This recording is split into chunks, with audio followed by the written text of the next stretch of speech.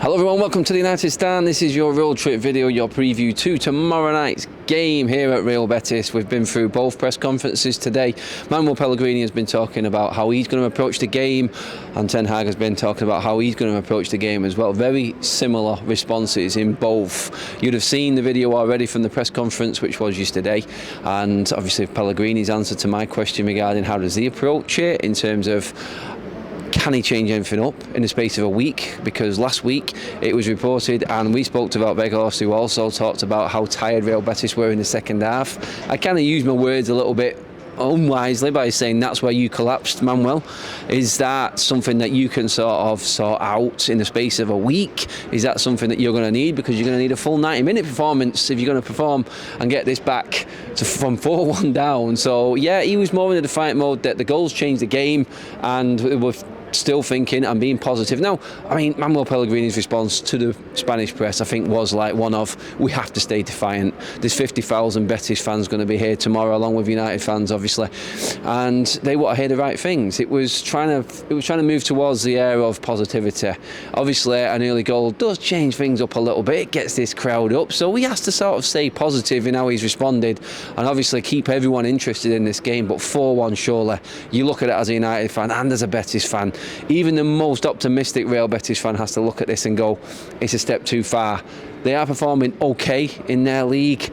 I mean, here is a cauldron. It is a great atmosphere. Obviously, Real Madrid drew a blank here not too long ago.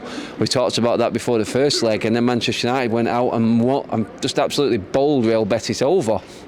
So you look at it and you go, they will hope, and they'll have a little bit of hope. The hope would probably diminish if they've not scored a goal in the first 20 minutes, I would say. That's key for United. And I think that's why, moving on to Ten Hag, he has gone strong with his team. We talked about Casemiro and Bruno in the press conference, both being on a yellow card, and obviously after this game, yellow cards are wiped out for the quarter-final stage. But if either one of Bruno and Casemiro, God forbid Casemiro again, gets a yellow card in this game, he will be suspended for the first leg of the quarter-final.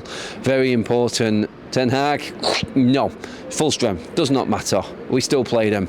He's defiant, and like I said just a second ago there, it's important for him, I think, to see out that early stage of the game, because that's when Betis come into it. The early goal for them gets this place up, gets everyone going, and the atmosphere will be banging. Will that pressure cooker atmosphere, similar to Liverpool, then start to get to United, and could they collapse in fear? I mean, I think it was Simon Peach of the Mirror said to Pellegrini, having watched Manchester United against Liverpool, knowing that the collapse that they made that Sunday, would that be something that you're looking at in your approach to this game? Stay tight, try and get that first goal and see how Manchester United react. Well, I think Ten Hag has stuck with his strongest team for this one. I've said it before, we were 3-0 up against Nottingham Forest going into the home game at Old Trafford, and he still went very strong. I expect the same here today. It was the right question to ask regarding suspensions though, because missing a Bruno Fernandes or a Casemiro, Casemiro's suspended in domestic football, that's bad enough, but to then losing for the first leg of the quarter-final of the Europa League, that would be just rubbing salt in the wounds. It's like, literally, he's already missed 8 games domestically through suspension this season. We don't need him missing out in the Europe excursions as well. So yeah, Casemiro and Bruno, they would be big misses for the quarter-final, but Ten Hag is a man of each game as it comes. This is the next game. We'll deal with what happens after this game from incidents within, like we have to. Talking about injuries in his press conference, Garnacho, talking about the refereeing decisions. He's done, he's injured, he's disappointed, Garnacho. I spoke to the officials a little bit, we talked about it, we dealt with it on the day, we move on. He doesn't dwell. He doesn't dwell on anything that's happened in the past. He looks forward and moves forward to the next game every single time, and that's how he's looking at this game. He wants his strongest team out, he wants to get the job done, and then maybe make substitutions late on. That's how I can see him approaching it. I mean, I do feel like Real Betis have got a goal in them. We've seen the threat that they carried at Old Trafford here with the crowd behind him. I think he just wants to be prepared and have his best plays in case worst case scenario does happen. The experienced players, he had Lisandro Martinez in his conference with him there. His World Cup winning centre-back partnership, Varane and Martinez. They're the sort of players you want in your team if Real Betis get a goal. Varane's experience in La Liga, obviously Casemiro's add to that. They know what this place is all about. They were key in the Barcelona game in the Nou Camp, and obviously they'll be the same here again. And I think that's where Ten Hag is looking at. He wants to be able to adapt within game, like he's always spoke about, if things go wrong, if it doesn't quite go your way, then Ten Hag's ready to react. He's got the players on the pitch that can handle that situation without a panic substitution, for instance. So I'm looking at that and going, that's why he wants them players there. They can see out that first half an hour, but also if it goes wrong, that's the experience and know-how that you want in your team. Obviously, Bruno Fernandes, Casemiro, Varane, Lisandro Martinez, that's your spine, and that's what you need. It's going to be very interesting in terms of Dalot, Wan-Bissaka, where he goes there. I think off performances, I would probably say Wan-Bissaka is edging Dalot at the moment, although he has played Dalot quite a lot from the start in these games. Obviously, he did it again, but then subbed him at half-time in the first leg, and that sort of killed off that threat down Real Betis' left-hand side. So will he start with that again, knowing that this is when the game can actually get a bit interesting early doors? I would go Varane, Martinez, definite starters. I think Wan-Bissaka will start, and I'm going to go obviously Luke Shaw at left back. I think that's where we will be. There'll be no messing around with the goalkeeper either. I think David De Gea will start, and that's your normal back five. You move into midfield then, he's already talked about not resting Bruno and Casemiro because they're on yellow cards, so you'd expect them two to play. I think there's only one position that's up for grabs, that's between Sabitzer, Fred and McTominay. Who does he go with as the extra the third man in midfield? That's the only question I would think in terms of how he's going to approach the midfield area. I do believe it'll be Fred. I just think it's his go-to man. I think Sabitzer, we're all waiting to see, but he's been out. I think he's been ill or he's injured, and he's only just come back. He trained this morning, so you look at it and go, I think Fred's probably the most ready. You can count for form as much as you want, but fitness-wise, I think Ten Hag will always go with Fred anyway at the start. So there's your midfield then, the front line. It does look like now, though, with Garnacho out, that you could see Marcus Rashford. I think we will see Marcus Rashford again. Would Bruno Fernandes push out to the right-hand side, like Ten Hag said in his press conference, and then maybe Sabitzer, Fred and Casemiro go in midfield, a bit more defensively? You could see that also. That's an option there, and he touched on that because he was asked about Pellistri as well. Now that Garnacho's out, Anthony's not travelled, is this the perfect opportunity because of his impact that he made in the first leg to bring Pellistri in?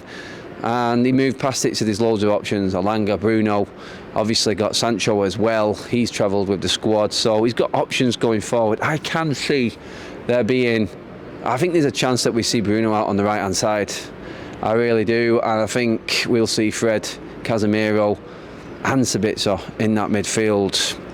It could just be the normal midfield of Bruno in there with Fred and Casemiro, yes, but I think what Ten Hag and the squad that he's brought with him and what he was getting at in the press conference is he has options. Even with the amount of injuries that we've got right now, we have options in midfield, defence and attack. Weghorst, 9, 10. Does Bruno play at 10? Marcus Rashford on the left-hand side, I'm saying definitely, because there's only really been one player that's substituted Rashford or been in place of Rashford in the starting lineup on the left, which is Garnacho. Obviously we know that he is out. I'd expect Sancho to probably start on the right if Bruno is in that midfield. Weghorst, Sancho, Rashford, I could see that combination being our front three also in this game. It all comes down to Manchester United, their mentality, how they approach this game. I asked Ten Hag in the press conference, at this stage of the season, is it a bit more difficult to play like you have done in the cup games? You've not risked too many players, you've not changed too much, you've gone full strength in every round, but at this stage, with the injuries and the suspensions creeping in now, is that harder because players need a rest? Will he go full strength again against Fulham at weekend after this game? This is the questions now and the balancing act. After that game against Fulham, it's international break, and then everyone comes back, it's squeaky bum time. And he's just stuck with it. He sticks to his process, he sticks to his philosophy. The squad will adapt as we go along, and we keep playing the same system, the same changes, 1, 2 changes every single game, and that's how he's played it all along. He will not move away from what's got him to this position now, which is fighting on all fronts. Top 4, fighting for that, obviously Europa League tomorrow night, and then obviously the FA Cup on weekend. That's what you're looking at. That's where Manchester United are now because of how Ten Hag's approached the Cups, how he's approached the same team in the league. So he's not going to change now at this stage of the season. What is it, a dozen games left in the league? We could still have, about 8 games, 7 games or something left in the Europa League, and obviously we're into a semi-final if we beat Fulham at weekend, and Manchester United have got another 2 games in the FA Cup. It's really busy, and the squad is being stretched to its max right now. And these are the questions that were being asked in the press conference, and rightly so.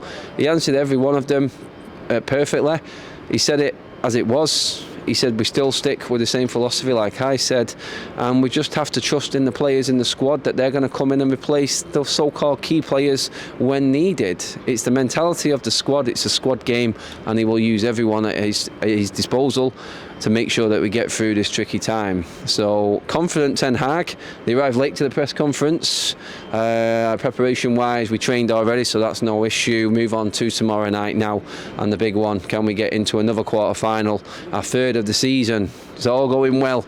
Let's hope we get no more injuries, no more suspensions definitely, and Manchester United progress. That's what we're looking for. Cheers for watching, everybody. Like, share and subscribe to the United Stand. We'll see you tomorrow night for all the live coverage. Watch along, match reactions, everything is coming your way.